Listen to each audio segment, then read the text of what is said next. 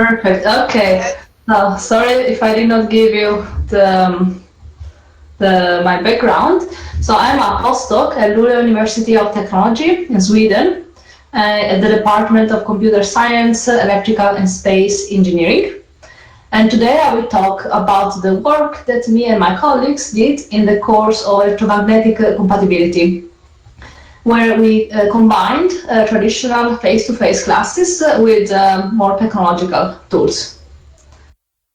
Go to the next slide. Yes. So where is Luleå? Luleå is located in Sweden. We are 150 kilometers from the polar circle, and here you can see me below the sign.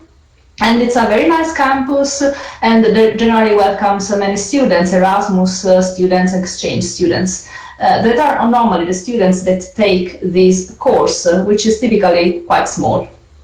Now, in the pandemic, of course, the course was even smaller, so we had 5 students. But this year was good to try something new. So we could experiment a bit with the TPAC framework. And today I'm going to tell you our experience with it. So this course was normally taught in a traditional way. So we had face-to-face classes and laboratory activities, which are normally particularly exciting for the students.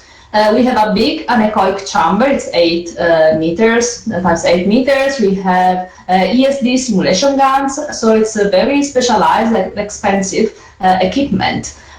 This means that this course will never be fully digitalized, just because we cannot ship an anechoic chamber to the students. However, this year we saw big room for improvements, because in the past we had a limited use of the infrastructure that LTU, our university, gives us, and it's Canvas learning management system. And we thought to use it. So, sorry, I have smart working, and this is my daughter. She's sick. Okay, so now I have back your attention even more, I think. So we had this infrastructure, this Canvas infrastructure that was not really used. So we thought, how can we improve the course this year while using this more technological tool? So first of all, we started with a self-assessment of our ability to use technology. And we realized that actually we are app-dependent, if we want to use the same wording of Gardner and Katie. So it means that we were not using the platform to achieve new pedagogical tools, but it was just used as a tool, mainly to store documents. As you can see here, unfortunately the quality is not so good, but basically we divided the web room into modules, but these modules were used like a Dropbox, so we just had documents.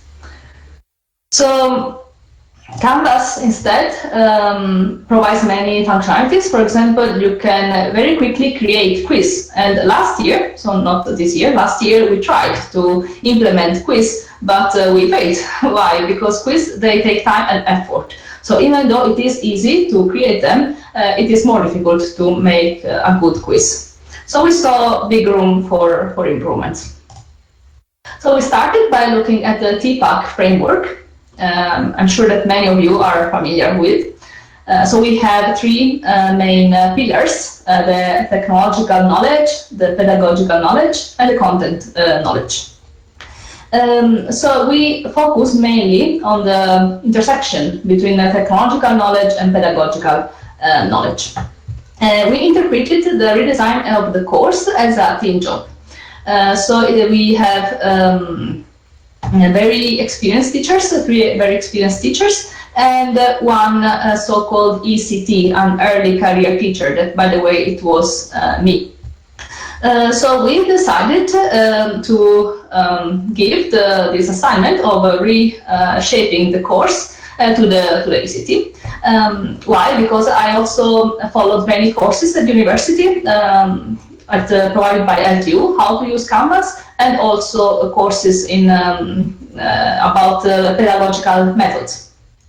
And the very experienced teachers, they would have give to the course very high content knowledge.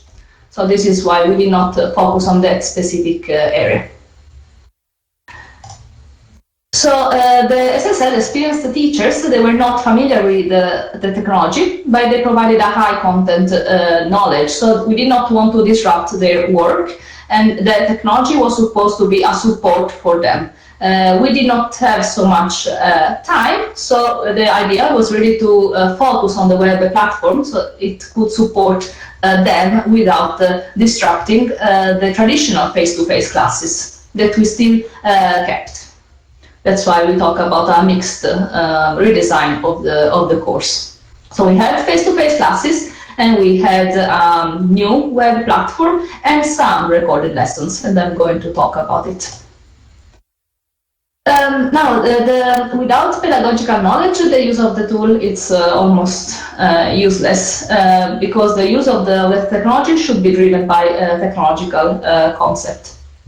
So we started by giving, of course, a fresh new look to the web page, and we divided into modules. And now each module had a brief introduction, and we clearly stated the learning goals. So we had a briefing and the goals that the students is supposed to reach. And all these modules were available before the face-to-face classes. And then we took some ideas also from the technological, pedagogical content knowledge web. So it means that we used some sources from the web to increase the engagement of the students. So, for example, we were embedding some videos about Marconi and Tesla because we cannot teach an EMC course without them. This is actually something that is not obvious, especially in the engineering at the university level. We tend to dig into the equations, but EMC actually is not taught in the high school. So students just come and see a bunch of formulas and they wonder what is that. So actually we found that it was good for the students to get more in contact with the topic, with a bit of history, that otherwise they would not have from anywhere else. And we use also some YouTube channels from official organizations. EMC is a lot about standards, and it's a topic that is also far away from the students, but there are many official YouTube channels, for example, from the International Electrotechnical Commission, and we use them to boost the student interest. Then we did this time many quizzes. And quizzes are well known to be an effective way of learning when they are well done. Because quizzes can steer the student's attention to the most important topics, and this is in line with the constructive alignment theory. So we want actually to assess what we teach, and the quiz is a perfect tool for us to steer the attention of the students to the main concept. And a very good feature is that the students can get immediate feedback.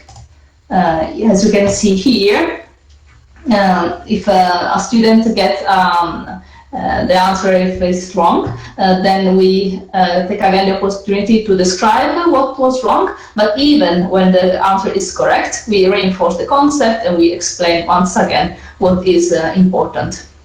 So that was good.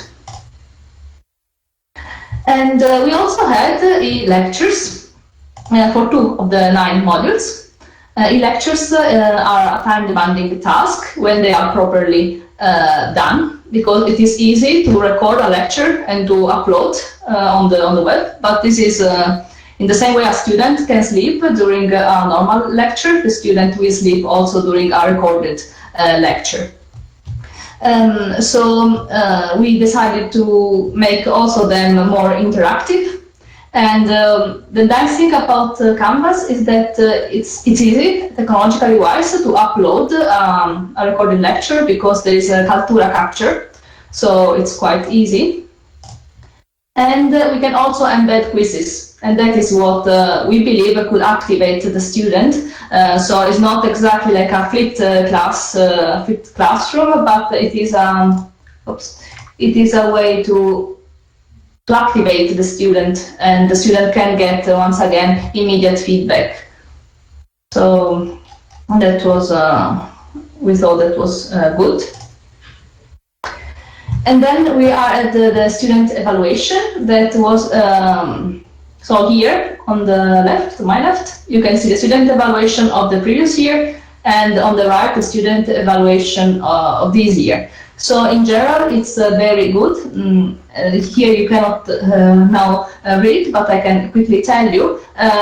This part that was quite, let's say, negative, or at least not so positive, was about the examination, if the examination was in line with what we taught. And as you can see, this year we got a very high score. And so they believe that we were teaching what we were assessing what we were teaching. Also, it's interesting enough, the workload of the course was considered appropriate. And this is interesting because, especially in the e-lectures, we provided way more material to the students in order to account for the asynchronous communication. So actually, it's I recorded instead of a normal face-to-face lecture would be around 1 or 2 hours, and I recorded at least 4 or 5 hours. So it was way longer. But it's interesting that the students did not perceive it so as a burden, but was they had a positive feeling about it. And also here you can see we also get quite high score on the course planning. And also the content of the course has helped me to achieve the course goals. Once again, we believe that this is due to the all these web videos and all this additional material that we provided in the new Canvas platform. Now, of course, in the future, we will probably adopt metrics that can better highlight the usage of the technological tools. So this was an old metrics, and we use the same, but probably in the future we have to update it to better understand the effects of each change that we do in the course. So what are our takeaway? Well, first of all, the teamwork was crucial. Because the replan of a course and the introduction of technological tools is a demanding task that cannot be left to only one person, especially when the time is limited. So that's why it was good that we had three very knowledgeable professors and an early career teacher. So the use of technology must start from pedagogical concepts. As I could show, this Canvas platform allows many things, allows very quickly to embed videos and to embed quizzes, so it's very powerful, but without the ideas behind, it's just, it does not give any value to the students. And the university must provide the right infrastructure, and here at you we cannot complain at all. And for sure it takes time and effort, and one must go step by step. So this work, we want to think about this work as a first step towards the digitalization of the EMC course. And that's it. Thank you for the attention. Thank you so much, Maria. It was really good to see how you've dealt with during the pandemic. Can I ask you, you said that 2 of the lessons were pre-recorded. What was the story with the other ones? Was it synchronous online, or were they on site? They were on site, since we have big room and we only had 5 students. And as I said, it was we did not think that we could replan so much on the web. That was our first tentative. So maybe we could have done more, but we decided to keep, also because the other experienced teachers, they are not so comfortable with the technology, but they provide a lot of experience. So, yeah. And you said that students were happier with the assessment this year compared to the previous. How was the assessment this year? What forms of assessments did you have? Why were they so much happier? So that was absolutely the same.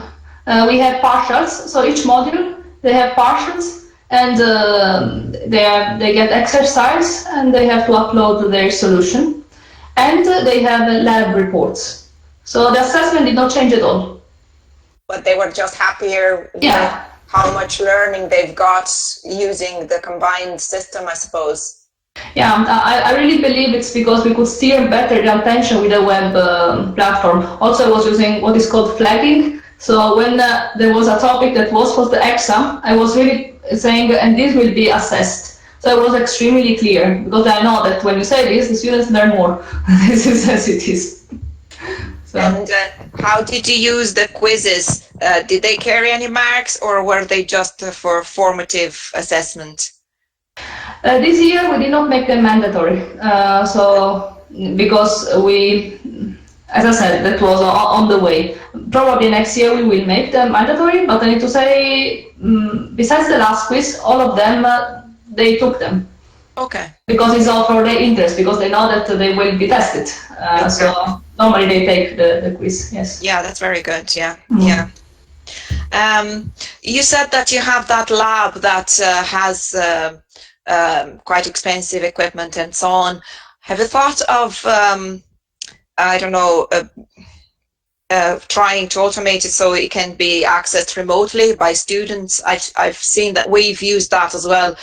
It's not suitable for any type of lab, but one of our labs, for example, they could, so students could log on from home and from home writing the code, and they could see what happens with the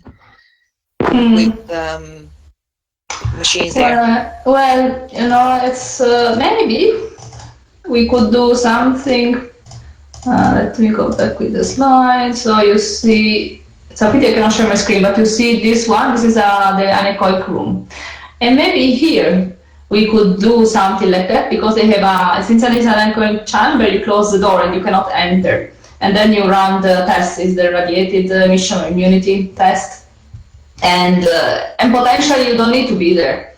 And actually you can just phone the technician and start the test. But since this is extremely expensive and not so easy to find, it's not a company, sometimes they have their lab, but it's very uncommon because it's very expensive and bulky. So actually it's good for the students to really be there, because probably they will never see it again. So, and also you see this ESD gun, you really need to take it and learn how to do, because it's also, you need to approach fast but not too fast in order to get the ESD shot. So things like that, they cannot be, besides this EMC room, I would not see how, for example, this test could be made different than in person. Yeah. Okay, thank you so much. Does anybody else have any question? You can just unmute yourselves if you want to ask the question, or type, whichever you prefer.